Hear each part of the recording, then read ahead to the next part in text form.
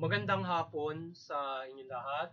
Ito po si Herbert Curia, author promoter ng Bible Lives Promotions. Kakibat ang ating pananalig sa ating banal na Panginoon Diyos, banal na Panginoon sa Kristo at gabayan ng kanyang managal banal na Santa Maria, ay ating po ibinabahagi sa inyo sa linggong ito, ang mensahe ng ating banal na Panginoon Diyos. Ang tema ng mensahe ng ating banal na Panginoon Diyos ay gabay sa pamahalaan at na mamahala ng matuwid at sa pananalapi sa paglilingkod sa Diyos at sa inyong mga bayan o sa mga inyong nasasakupan. Ngayon po ay babasahin ko sa inyo ang mensahe ito mula po doon sa Bagong Tipan o mabuting balita na paghahari ng ating banal na Panginoon Diyos sa pamamagitan ng banal na Panginoong Yeso Kristo. At ayon po dito kay Apostol San Mateo, Kabanata 25, talatang 14, talatang 15, talatang 19 hanggang 21. Ito po ang mensahe.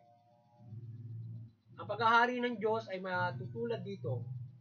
Maglalakbay ang isang tao kaya tinawag niya ang kanyang mga alipin at ipinagkatiwala sa kanila ang kanyang ari-arian.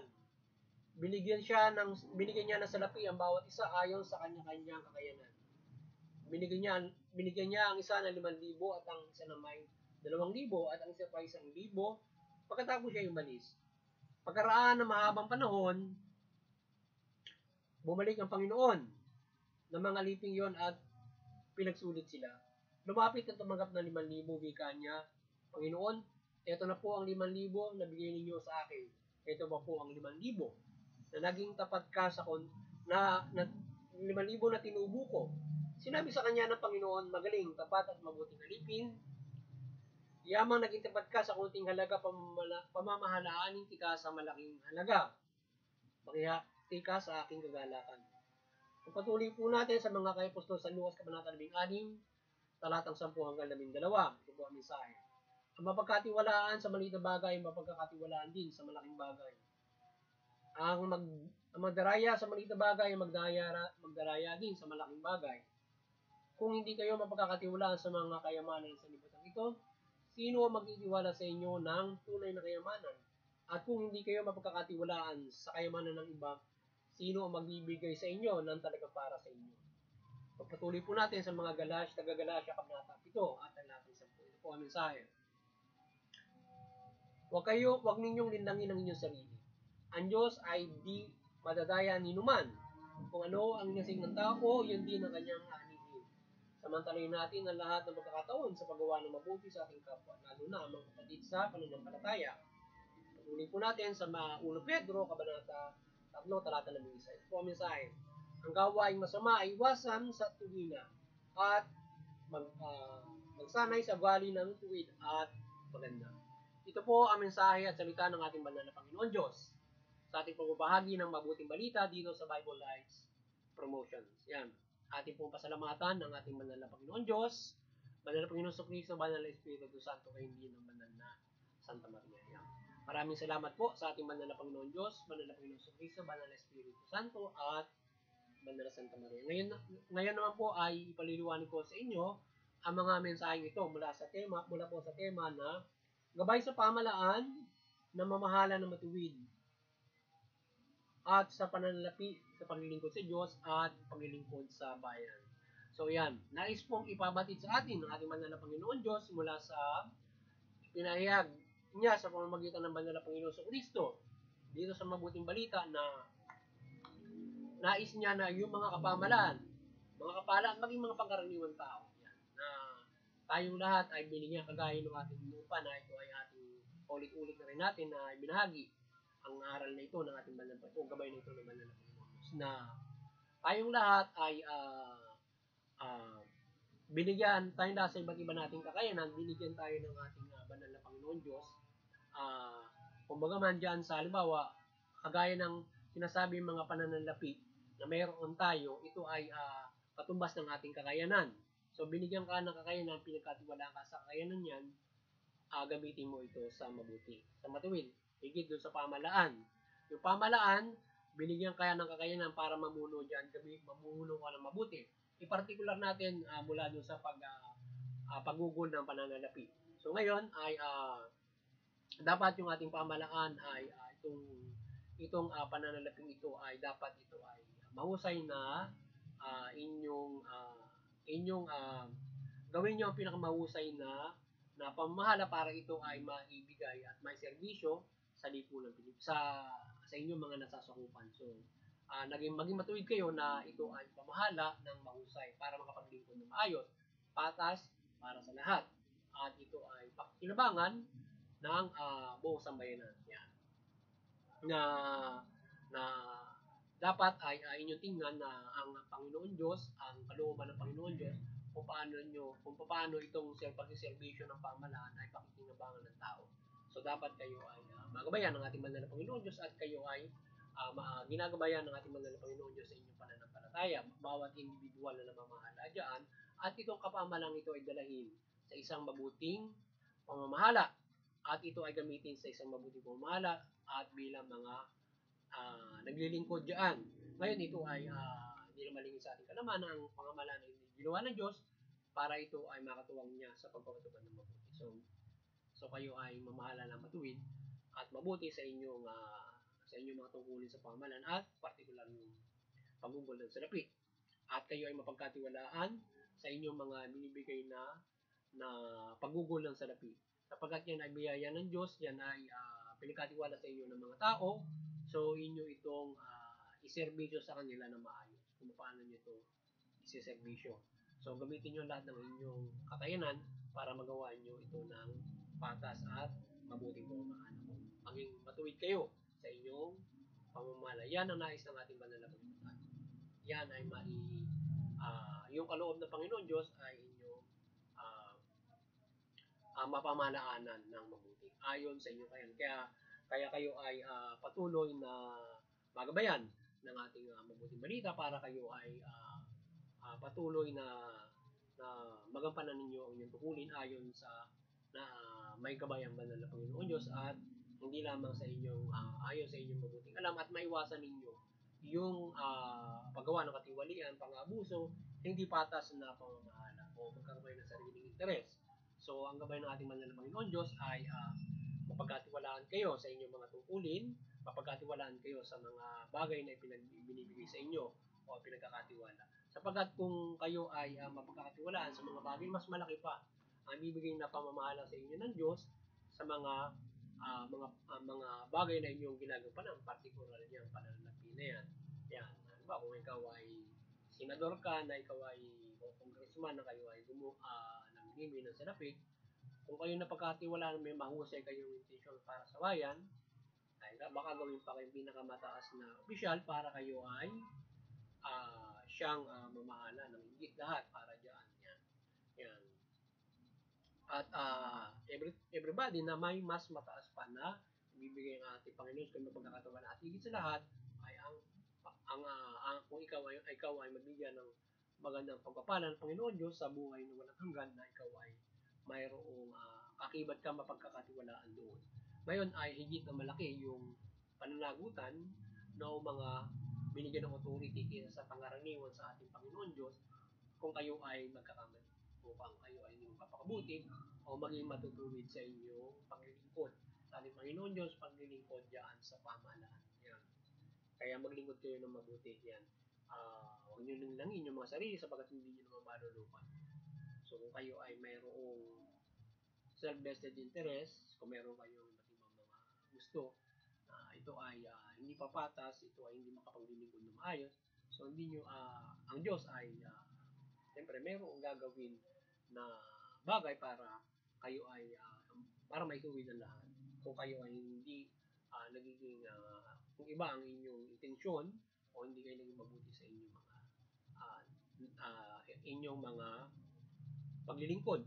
So, kayo naman ay kung kayo buka lang inyong pag-iisip, kung kayo medyo nagkakamali lamang, kayo gagabay naman ng Panginoon Diyos para kayo ay mas lalong gumaling sa inyong pagmamahala. Kagaya ng ating itong ating mga pagbabati na kayo ay magabayan para kayo ay lalong magabayan kayo na kayo lalong magpagbayo sa inyong mga ginagawa. At kung kayo man ay nagkakamali, kayo ay dapat ay maging matuwid. Kaya nga dapat maging mabuti kayo sa inyong pamamahala. At hindi kayo magkamali or hindi kayo matukso na magkamali. So, yun. Kailangan ay isa lang ang palagi natin ng ating banal na Panginoon Diyos sa paglilingkod sa bayan. Yan. Kapag kayong mga nasa pamalaan at kayo ay kakatiwalaan pa ng banal na Panginoon Diyos na higit pang mas malaki sa inyong ginagampanan ng tungkulin sa ngayon. Yan. So, kaya sinasabi natin banal na Panginoon Diyos yung gawain masama iwasan at yung pag-aral natin o tayo mamuhay o pagsanayin natin yung ugali na matuwid at maganda. So, dapat maging ganyan tayo ang bawat isa. Nasa pamalaan, syempre bilang ehemplo, dahil kayo yung authority at maging yung pangaraniwang tao. So, everybody ko. So, binigay sa atin na banal na Panginoon Diyos. Nakakayanan natin, gamitin natin dito sa mabuti. Yan. Kung